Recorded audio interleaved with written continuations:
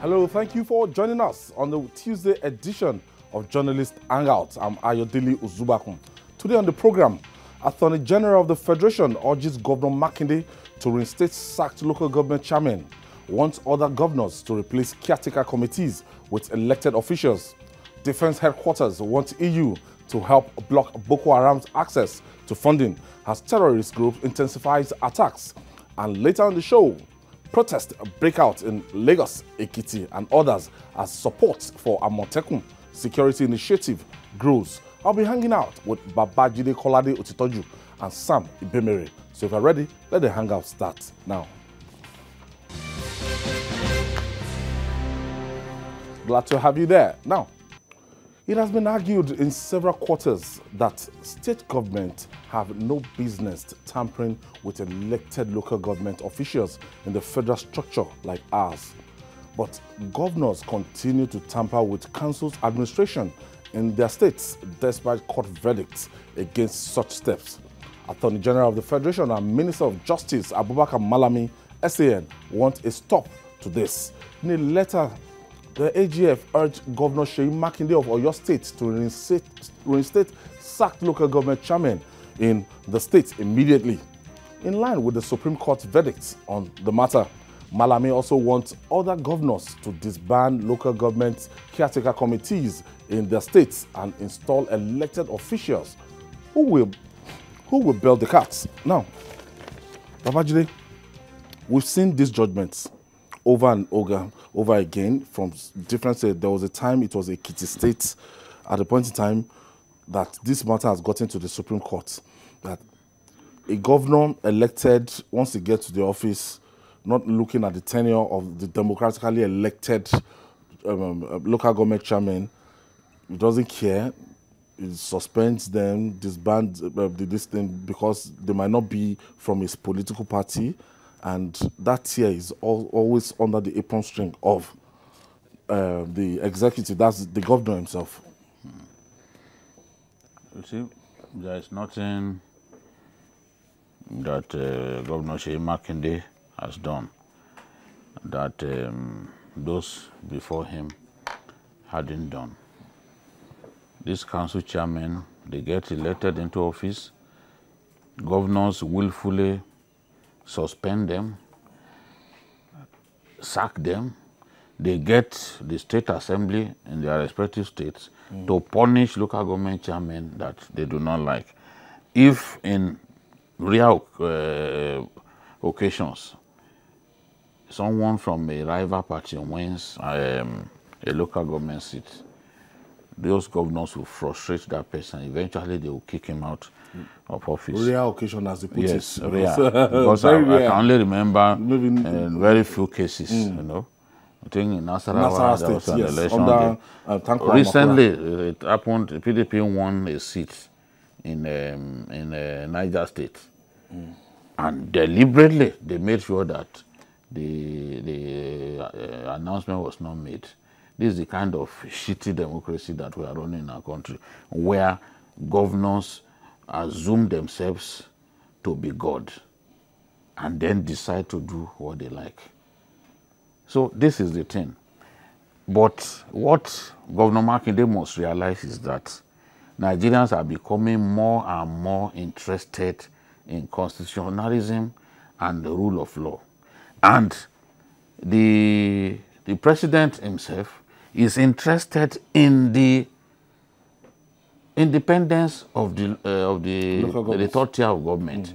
You know, he had a meeting with them some time ago, and he affirmed his interest in ensuring that the third tier of government enjoys some measure of independence. Because governors sit on funds meant for them. They claim that, oh, there's joint account. But those guys have little or no say in how this money, or what money comes to them. I've told the story of a particular council chairman who burst into tears when he was told that this is what you have for the month.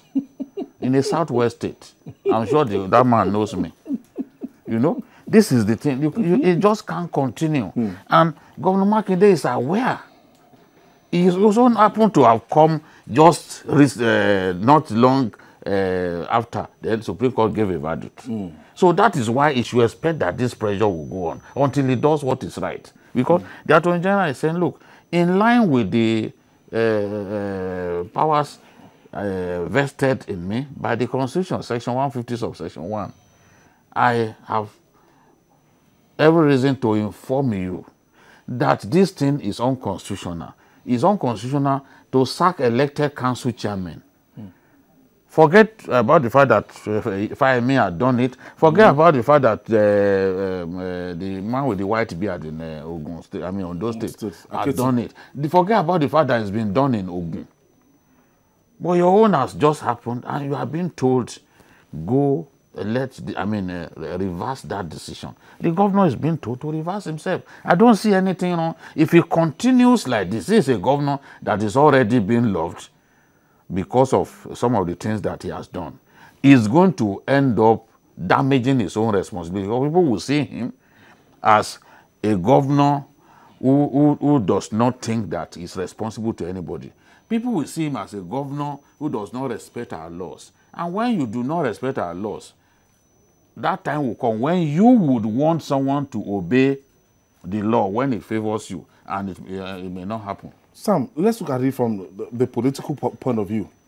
You know, as it is now, any governor that is new and want to consolidate, you want your men to, as caretaker committee chairman all over those local governments. In case there's any election or anything, those will serve as your structure. Yeah.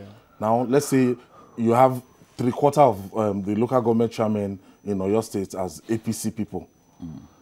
It might not be very, very practical and realistic for Makinde to just leave them, apart from this law that is coming from the Supreme Court now. Yeah, it's basically about instinct of survival. That's the very first thing you want to do as a politician who is occupying a very strategic position, as strategic as that, you know, of a governor. So the first thing you want to do is basically survive, beyond the fact that it also gives them access to, you know, funds. So what you see happen is because we have not taken the pains to clearly define how we, as a people, as a nation, want to live together as a people. Now, how do I mean? The Constitution clearly spells out a three-tier system. Yes. But over time, you would have noticed that the governors have expressed very deep reservation. They tell whoever cares to listen that for the autonomy of the third tier, that the system that they feel, you know, works for them is the one that has just the states and the center as federating units and not the local governments. So the interesting thing about what MALAMI, the Attorney General of the Federation, has done is to say, look, I'm not just speaking to you, I'm speaking to all of us, all the governors in the country. So let's not make the mistake of isolating Makinde as if, you know, he's the main target. MALAMI is addressing all the governors who have over time failed to yes, that's what he's done. But like I said, the letter was addressed to him personally. But yeah, he made reference to all the governors who at the moment, you know, have dissolved. They have caretaker committees. In place. And there are so many of them all over the place. But like I said, each time the issue of the judiciary comes up, I get excited. And the reason I get excited is because I believe that it gives us the latitude to begin to build very enduring institutions. Now, everybody agrees that the Supreme Court is the alpha and omega, the apex court. Once it rules, nobody can flout it. So for Makinde, the issues are very clear. For Makinde and other governors, the issue is very clear, okay? That you cannot tamper with elected local government chairmen. But beyond that, if the governors continue to feel that the relationship between the center and the state is what they want to recognize, then they have to go back and test that, as far as I'm concerned. But until that is done, what we recognize is the three-tier system that says local government chairmen will have to be elected at regular intervals. Okay, the governors don't have any option but to do what is right. Now, if they insist, it creates the impression that that they just don't want to obey the laws of the land, which is not good for us. But Ayo, the other interesting part of it is that we seem to have a situation where everyone is also looking up to what the center is doing. How much of the laws of the land is the central government obeying? Those are critical issues. So it's like, well, if you flout the rules, who are you? Who, on what moral grounds, should you be talking to me? I think that is the major concern here. Okay, I have my first caller. Akiola is calling us from Ekiti. Thank you for joining us, Akiola. Good evening. Good evening, Akiola. Yes. I just want to contribute. I greet everybody over there. Thank you. Go ahead. It's okay. What I want to contribute is that the AGF must be able to come out bold to let us understand the fact that the time to do local government election must be stipulated in our law. Not that the former governor will lose an election and we now concurrently arrange some kind of election of local government to create a kind of problem for the incoming governor. Thank you, Akiola. Now, Babajide, looking at democracy in that tier of government, like we said earlier, that except for Nasarawa State under former Governor Tanko Makura, if you hear that there's it was because PDP was very strong there. You know, he didn't even control. APC didn't control the House of Assembly. Yes, as at that time. Yes. If the Lagos State Independent Electoral Commission, if they conduct the local government election today, you can take it to the bank that the 37 LCDA, 20 local governments will be won by APC. Yeah. That PDP might not get a local government seat in Lagos State. If the same thing will happen in Ogun State, and the same thing in Kwara State under Abdul Fattah.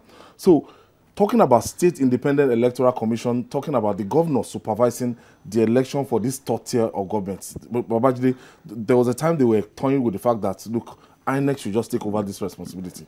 Yes, I think that law will happen. There's no way it will happen. I think even the National Assembly is already fed up with the antics of these governors. You don't want wins an election because you appoint who heads the SEC in your state. You then will not announce that the opposition won an election. No one. I think even in Kaduna, some council seats were won by the PDP. We have to admit that, under Nasir El-Rufai, in some places like Gwari, insecurity didn't let them do election in those places. So, of course, PDP is strong in some parts of Kaduna, so it's even difficult to rig election. But at least you must admit that they won some seats and Nasir El-Rufai allowed that to stand, But so a lot of his colleagues would not let that happen. So we'll give the governor of Kaduna at least kudos for even allowing them to win a few seats. Some of his colleagues will not allow that to happen. They will not announce it. They will organize all kinds of delays, until invariably they tamper with the outcome of the election. This is irresponsible. We can't say we have democracy and governors will be doing this. What they are trying to do is to completely subsume that tier of government. But we have the president, I'm sure he has heard all kinds of stories about funds meant to these people, about how it doesn't get to them in the name of so-called joint action, joint account. Then they will now be sitting. Some projects, they could have been able to do some projects, if not for the state government breathing down their necks. You cannot have a situation in which governors see the relationship between them and council chairmen as a golfer and caddy relationship, whereby the caddy carries the bag of the golfer everywhere he's going. And they always have so many things in that bag. A golfer can have up to 6 or 7 clubs, golf club, you alone. Just that you may not even use. And you are going around the golf course. It can be a 21-hole golf course. You are going around it, and it's carrying that bag. So They simply see these people as people that they can control anyhow. And any governor coming into office thinks that, oh, look, I must consolidate at the local government, at the grassroots level. But what MALAMI is saying is that the development that should go to the grassroots is not happening, you know? And that under Section 7, subsection 1, the structure, the administration, the finance, the control of the local government is already stipulated. So why are you getting involved in the running of councils? Why are you organizing sham elections that you call elections at the end of it? No. I believe that that time will come. It was Oshomole who first, even as governor, who first shouted that, look, there must be, INEC should be the one organizing election at the local government level. So with the, what the Yorubas call a schedule of these governors, we will get to that point when the law will be properly amended. And then you will prepare for your own election the way governors prepare. And governors, they will no longer have the kind of vice-like grip that they have over this council chairman. But what's important is Governor Makinde should go, I mean, revert. It's the highest court in the land that has taken this decision that you have no power to dissolve councils. So go ahead and do what is right. Like a man who respects the laws of our country, go ahead, do what is right. Never mind the fact that people like Adefa and others did it. Yes, they did it. You can say, okay, buy money, that okay, the era of ignorance. Now you are being told that this is, and you cannot say, because I've had people argue that no, these councils, people don't understand the relationship between state and councils. There have been so many judgments. The Attorney General cited a lot of those judgments that properly interpreted what should be the rules of these two tiers of government. So let them have their autonomy. Leave their money alone. Why you open your eyes at their money? Let them run the councils the way they want to run the councils. Some of you can't even allow your own godfathers to interfere in how you run the state. And you are now poking your nose into the way councils are run. No, it has to stop. Sam, way forward. The way forward is that as very responsible and mature citizens, we should understand that our democracy is essentially driven by the rule of law. Now, our leaders should and must make example. They must show the way. Showing the way means they have to obey the laws of the land. It's as simple as that. I mean, if you don't have respect for the lower courts or the courts of appeal, you don't have any option but to obey the court, obey the rules or the judgments of the final court or the apex court. It's as simple as that, because that's the only way you can show responsible and mature leadership. And like I said, Ayo, this is not just about Makinde, it's about all the state governors who have over time ensured that our democracy has been bastardized. We can't continue to have that. We want to build very enduring institutions. They're all guilty. One cogent reason that may be adduced for the continued Boko Haram onslaught in Nigeria's northeast is the illicit funds accruing to the insurgents. In a ploy to ensure the final defeats of insurgency in the country, the Defense Headquarters has called on the international community, especially the European Union, EU, to uncover and block sources of funding of Boko Haram and its faction, the Islamic State of West Africa Province, ISWAP.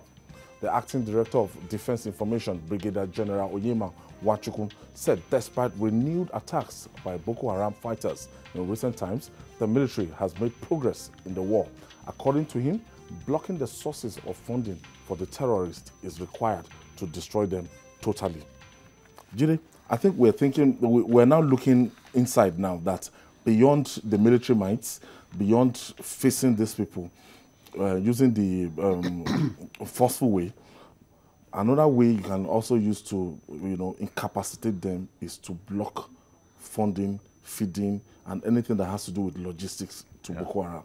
And we have the capacity with manning our borders right now, with doing some other things.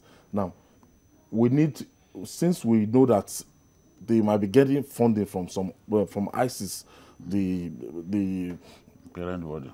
The parent body. So the European Union should be able to help us out in trying to, stem that tide. No, the issue is, if you observed how that statement came, It's not like he made that statement. That was Onyema. Who made that statement in response to EU's claim that we were not making progress in the war against terror. And the EU's statement was based largely on the unprecedented attacks that we have witnessed in the last 1 month. So he now said that, well, instead of saying that we have not made progress, when in fact we have made progress, why don't you help blocking access to funding? And then he talked about the fact that efforts to buy weapons were frustrated, you know, before now. Of course, one of the things that I hold against the Obama administration was that the Obama administration clearly from the beginning, maybe because they didn't like the administration in power in Nigeria at that time, made up his mind that it would not sell weapons to Nigeria. And even when we made efforts to buy these weapons from the third-party elements like Argentina, like Israel, they still went ahead and told them that they must not sell to us. So if Brigadier Yechukwu Onyema mentioned the fact that they refused to sell to us, meaning that even the West had also frustrated in a way our efforts to defeat the insurgency. But the truth has to be told. Under the administration of Donald Trump, in fact, one of the first things he did when he took over office was to invite our president, and he told him, I will sell weapons to you. And we know today that that Trump tracked the Leahy law, which Obama, a black man who should have had pity for us, you know, should have done. It was Trump that said no. Don't forget, he never visited Nigeria in 8 years. You know, instead he went to Ghana. He went to Ghana. You know, Trump said, look, we will push Leahy law aside. And Republicans in the Congress also supported and lobbied on our behalf that this law that did not allow us to provide weapons for our soldiers should be brushed aside so that we can have access to quality weapons with which we can defeat the enemy. So this is the thing. Now we know that the Tucano fighter bombers will come soon. We know it takes a while. Because once you make another, we've been talking about it's this a minimum of 4 years. years. It's a minimum of 4 years. You How many are we getting? Do I even remember? I can't remember now. It's a long time that I've even read about it. But you know, they are coming, and they will come with the people who will train our guys about how to use them. They will come with the spears and all that. That's part of the deal. The spears and everything. And it's the sort of weapon that we want because it can land on a hard surface. It's not only on airfields alone or maybe a tarmac or airport that it can land. Once the surface is hard, it can land on it, and it has the capacity to bomb for hours, you know, non-stop because of its fuel economy. You know, so it's the sort of fighter jet that we need in an area like this, and it's rugged. Because I was asking the chief of air staff, he said, see, we did some research, and we saw that, yes, the American Apache helicopter is an excellent helicopter. But from what happened in Afghanistan and in Iraq, we saw that they lost a number of those Apache helicopters. So they will investigate how come these Apache helicopters were lost. You will see that even an AK-47, if it is fired, they can bring down an Apache. All you need to do is look for an area where it doesn't have thick armor. Once you can get that area, it will come down. So they now said, okay, for our own environment, this is the sort of thing that we want. It's just unfortunate that Sadiq, the best chief of air staff of his generation, easily the best, may not be around when these Tucanos will come. But at least we have to give credit that those Tucanos will come sooner than later. Mike, Abisam, when you look at the funding of these guys, almost interested, I don't know, how they getting equipment, are they getting logistics, are they getting food, and you know, once those things are tampered with, recruitment.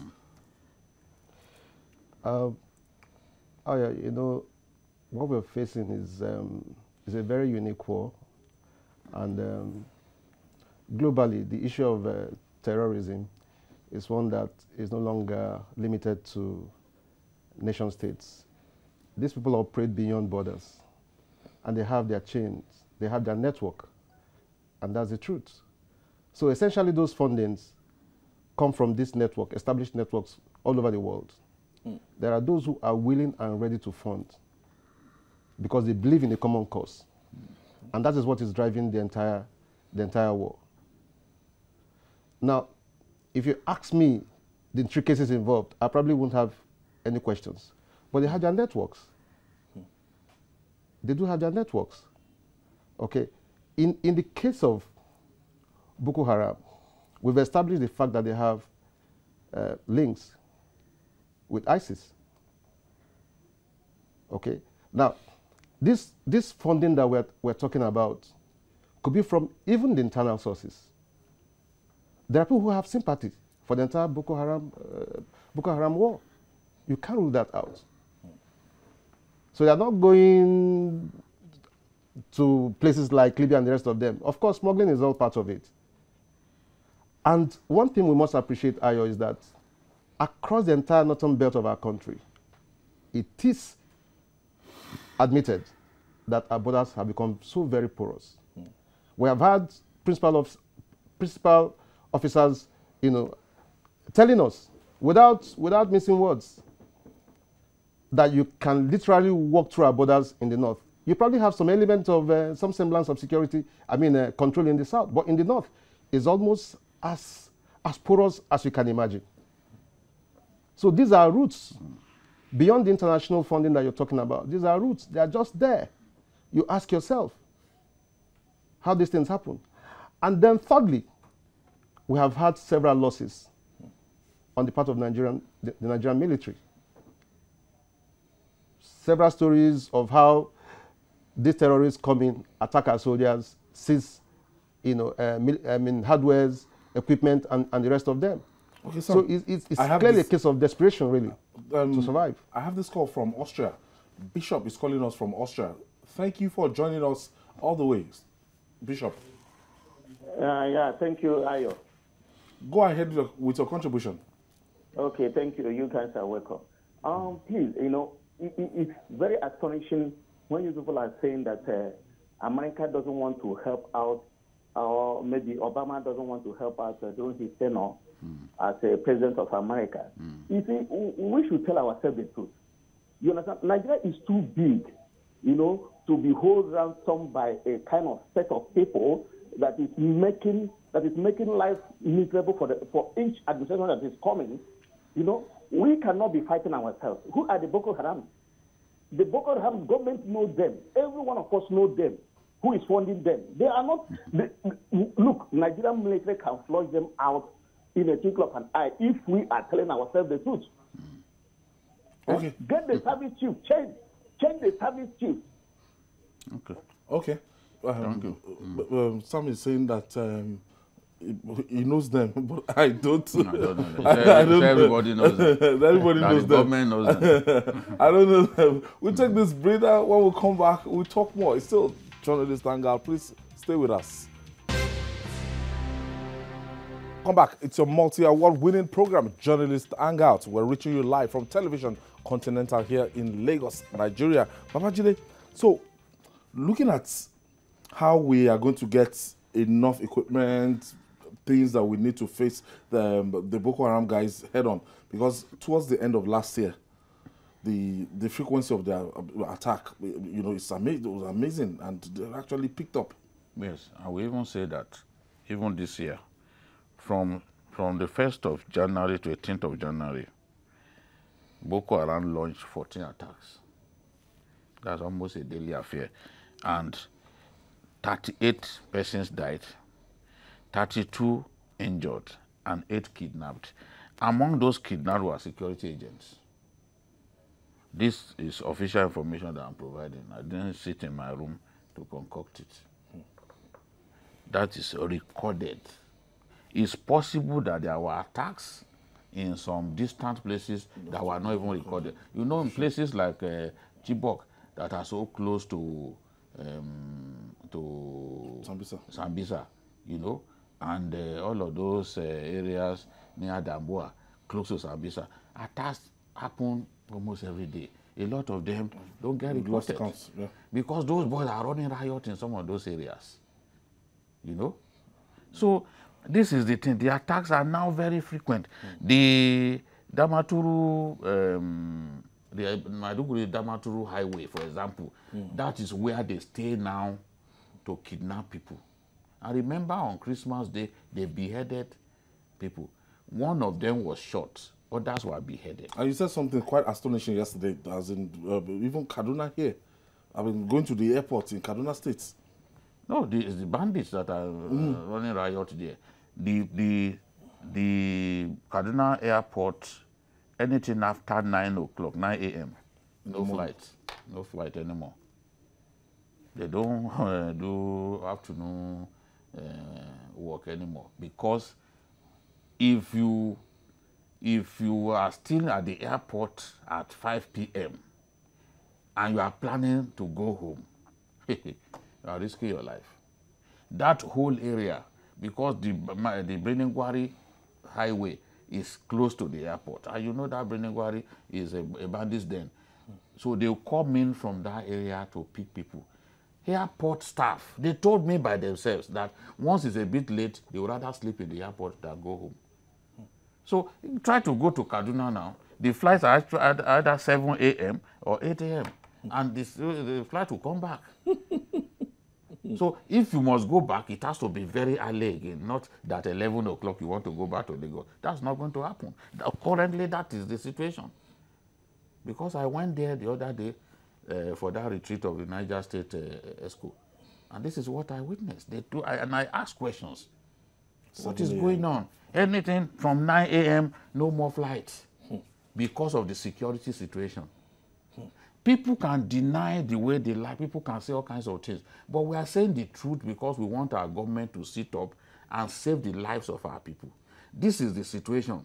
There is no entry point into Kaduna that is safe. If you tell me that it is a lie, how come on Zaria Road, Zaria, Kaduna, Kano Highway, how come that was where the Emir of Potiskum was attacked? So this is the thing. We all know what happens on the Abuja-Kaduna highway. It's only rickety vehicles that people put on the road. Because once your car looks good, they will come for you. That is the thing. And everyone now prefers to enter that train. What if that train had not been put there? How will people move? In those places, we used to enjoy moving from Kaduna to Abuja. It used to be 1 hour, 15 minutes. All that has changed. There is insecurity we cannot deny. Soldiers are being killed. Civilians are being picked up on that Damaturu highway. And that's the only road that is safe in that area. Sam, the final submission on this? I think that the EU essentially blew a whistle. You know, we can pretend that hide like the ostrich, you know, hide our head in the sand and expose our behind. We can't continue to, you know, pretend that the situation is calm. You know, Jide has painted some kind of vivid picture, and that's the truth. I mean, when you have a theater commander attacked, do you understand? It tells you how bad it is. You need to see his vehicle. Do you understand? It tells you how bad it is.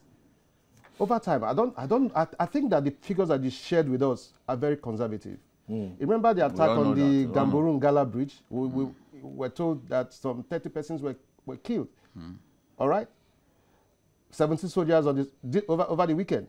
And so even the attack on Monguno, immediately after the Chadian troops withdrew, these figures they came dressed as soldiers and attacked our troops. Maybe what you have official figures, but the truth is that independent sources tell you that the killings that are going on are massive. Yeah, so what the EU has done is to just blow the whistle. And then we should just be fair to ourselves and say to ourselves, I say, okay, fine.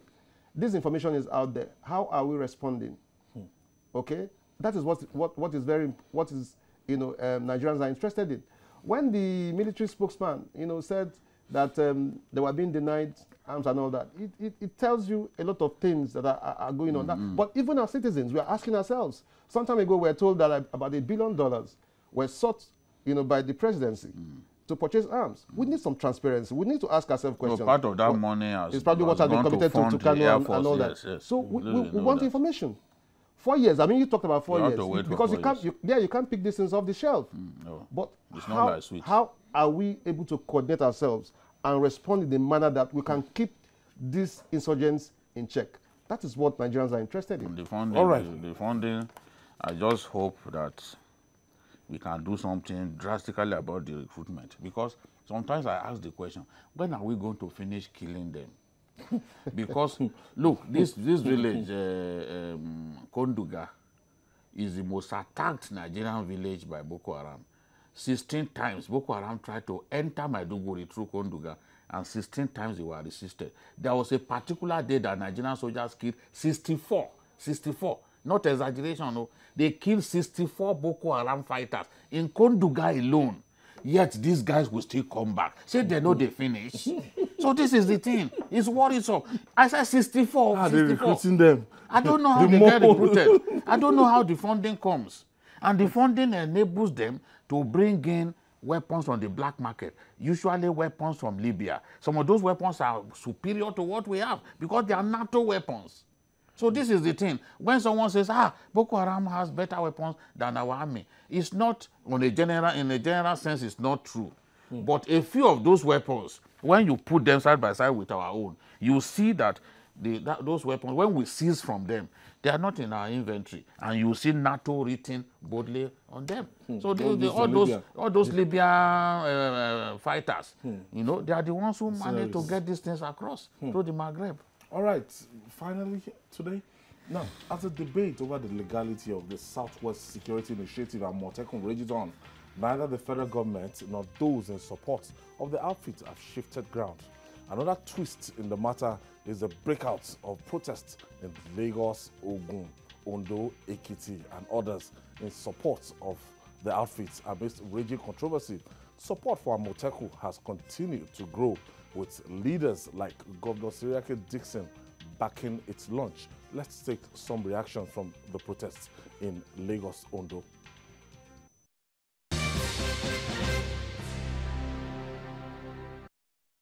Governments in Nigeria have security initiatives. 23. Maybe you don't know. I can count them for you. And I'm sure in your estate, wherever you are, you must have a neighborhood watch. So if Amotekun is illegal, then those ones are illegal. His bar is illegal. Joint civilian task force in Borno is illegal.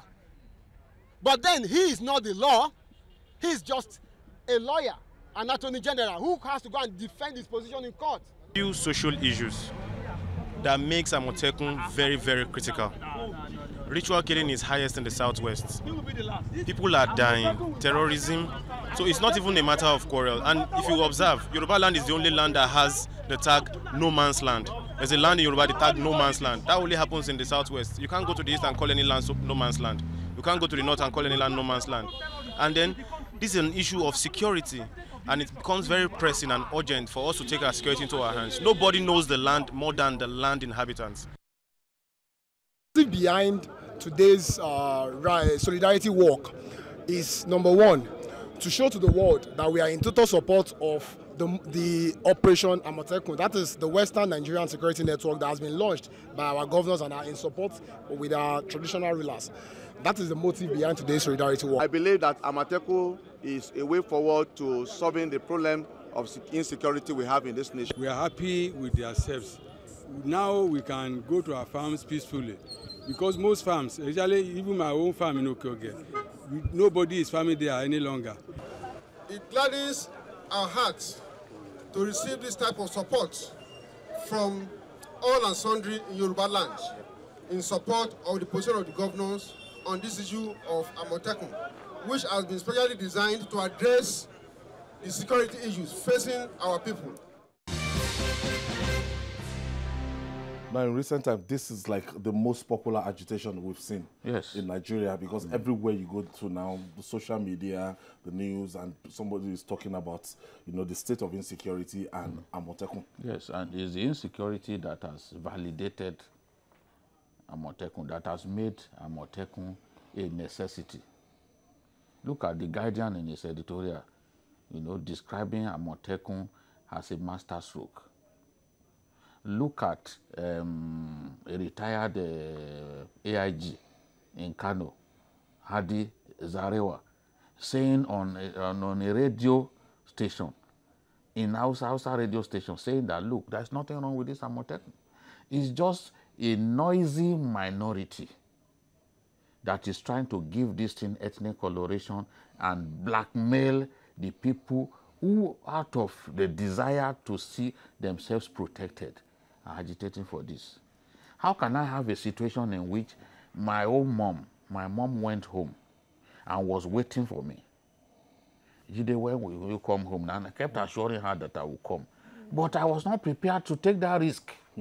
I was not prepared to take the risk. I didn't go home. She waited and waited. Instead, I went to Abuja and stayed in Abuja.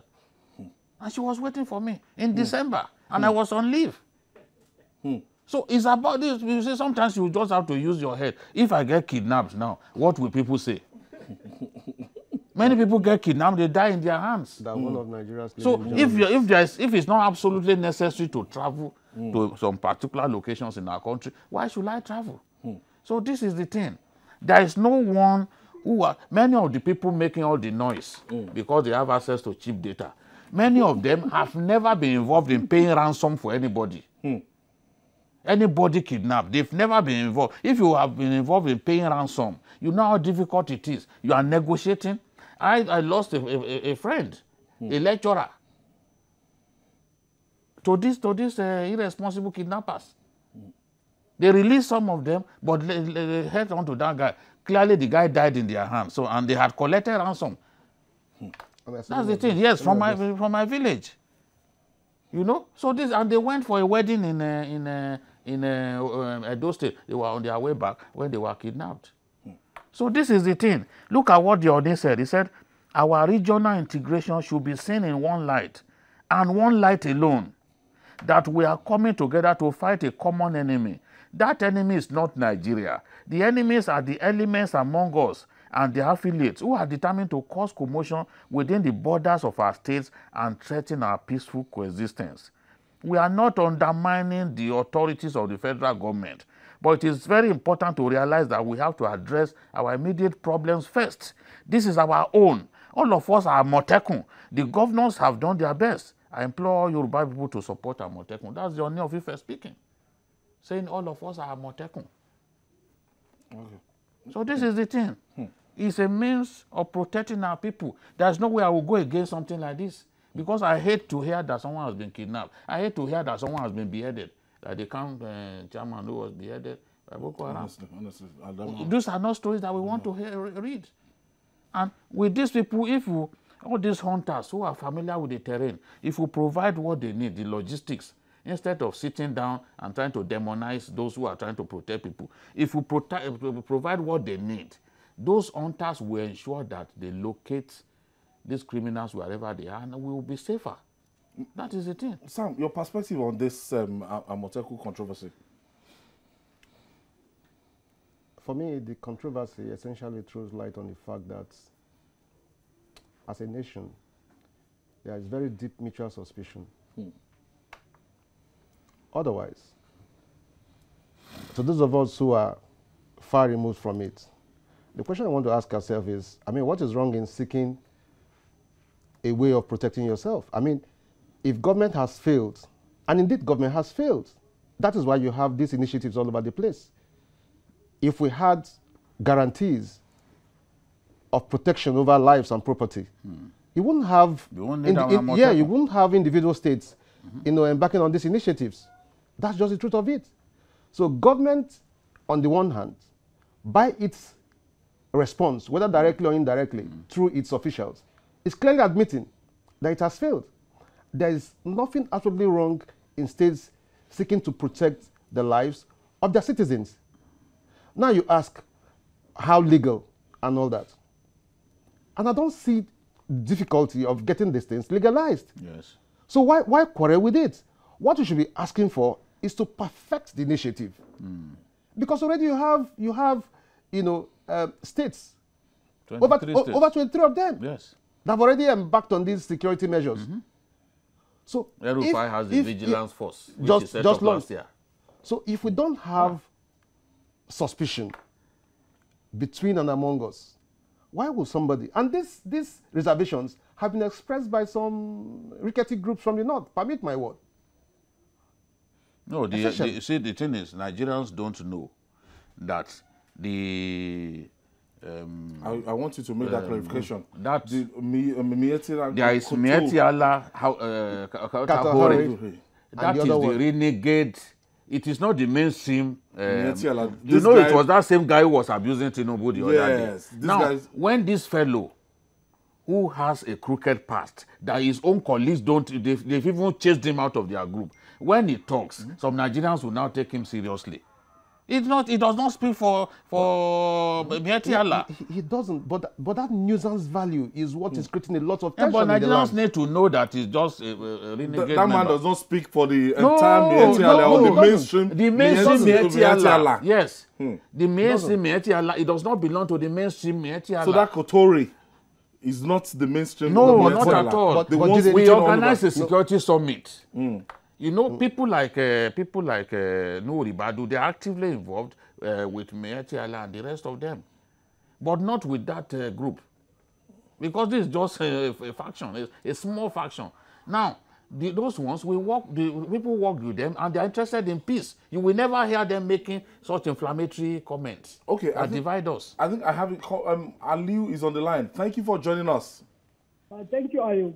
Good evening, gentlemen. Good evening, Aliyu. I can say. Good evening, Babajide. Yeah, good evening. Yeah, Kano. Yeah, Kano Laja. Thank you. Yes, I just want to make a contribution concerning this Amotekun.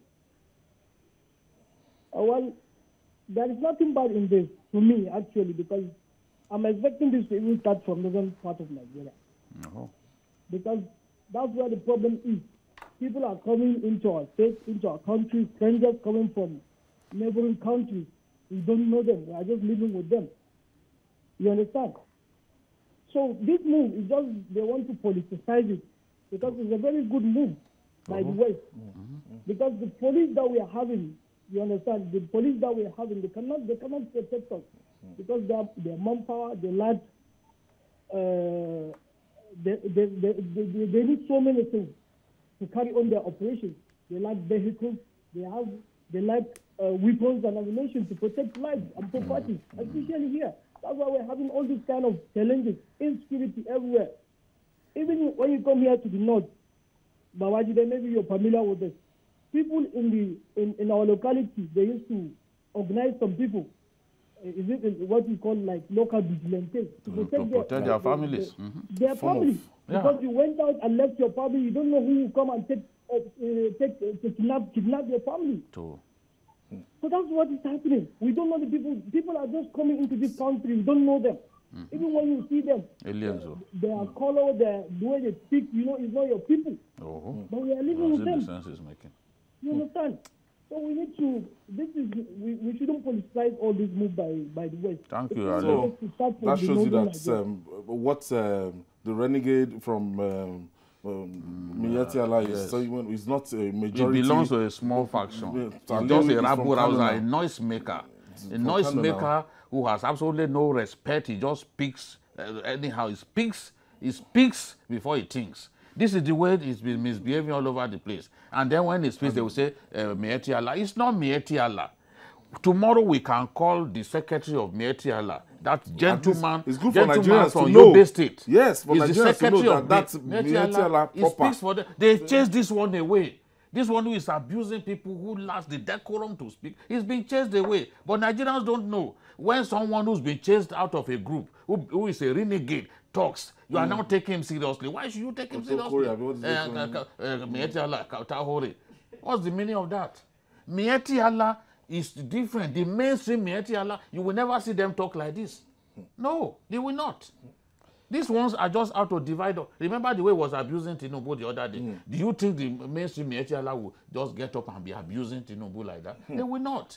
So this is it. And our people need to understand that when this character opens his mouth to talk, don't take him seriously. Don't imagine that he's speaking for the North. He does not speak for the North. This Amotekun thing, prominent people in the North, they are in support of it. I just gave the example of the retired AIG, Zarewa. Look at ALIYU. Look at the way ALIYU spoke. That this thing is just being politicized. So this is the thing. People attacking them as strangers. Sam, your last take on this? My last take on this is that even as we, have spoken concerning some very few elements who are seemingly bent on stoking controversies within our polity, we should not, play down the fact that there are other very senior opinion holders from the North who have spoken. Okay, and I'll set an example. Balari Musa. Okay, who spoke and said, "Look, we think that this project, this initiative, is intended to, shortchange those of them who are from the North." Remember the Northern Elders Forum as a group supported the idea. Absolutely. But remember, even the chairman of the Northern Governors Forum, Simon Lailong, supported the idea. Governor Masari is saying that they too, they want to replicate. So let's not take. Balabe Musa occasionally says things that so let's not put so much accent on that. We're not trying to do that, Jide. But what you're saying is that we have to go. We have to go. So before we go, I'd like to say a happy birthday to one of our fans. That's Pa Johnson Kolade Otitoju, Babajide's father. He's 83 today. Happy birthday to the Chelsea fan. He's our fan. He's always watching Journalist Hangout to wish you many happy returns. And, happy birthday. Thank you, Sam Ibeme. My pleasure. Thank you. Bikio. Happy birthday to them. Happy birthday, Baba Oti. Thank you for the way you used to flog me in those days. But it's useful to me now. All those floggings were not for fun. You wanted to get a better person out of me, and you have succeeded. I'm grateful. If it's a white man's land, they'll say you were abused. Yes, you refuse to spare the rod, but I'm a better person as a result of that. And I will pray for your Chelsea as you demanded. Okay, and that's our take today. Join us tomorrow for another episode of the program. And watch Journalist Hangout on our platforms showing on the screen. We're also on YouTube, youtube.com/TVC News Nigeria. Our feedback channel is Journalist Hangout at tvcnews.tv. I'm Ayodele Uzwa. We'll see you tomorrow, and God bless Nigeria.